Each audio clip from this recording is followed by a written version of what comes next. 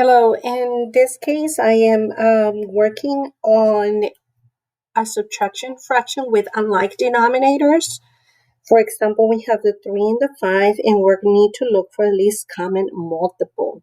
In order to do that, we need to make sure we make a table of multiples. For example, the multiples are 3 of 3 are 3, 6, 9, 12, 15, and so on and so forth.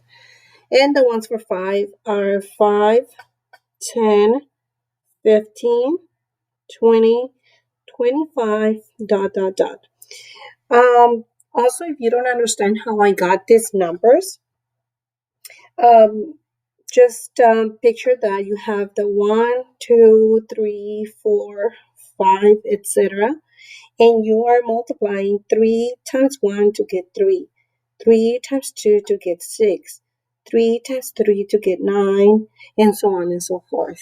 Okay, so we found that the least common multiple is 15, which is also a name for the least common denominator. So the 15 becomes our new denominator. For example, it's no longer going to be 5, it's no longer going to be 3, but it's going to be 15. However, we still need to find the numbers that will replace the 2 and the 3 on the top, which are our numerators.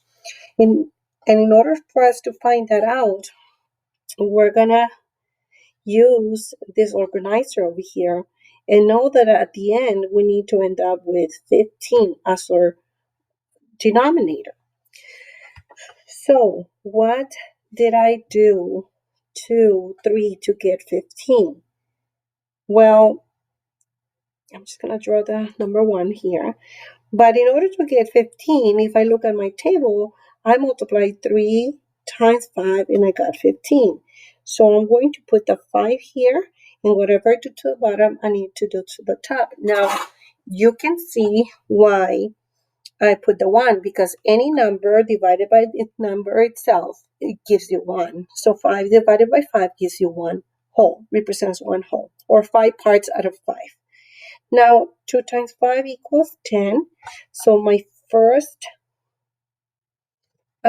fraction is 10 over 15. Now I'm going to do the next one. And what did I do to 5 to get to 15? Well, I multiply times 3. 3, remember what you do to the bottom, you do to the top so that you can make your whole number. And then you multiply. 3 times 3 equals 9. I transfer this over here, so it's 9/15. And what do you get when you subtract 10 minus 9? Oh, it's 1/15. So that's our answer.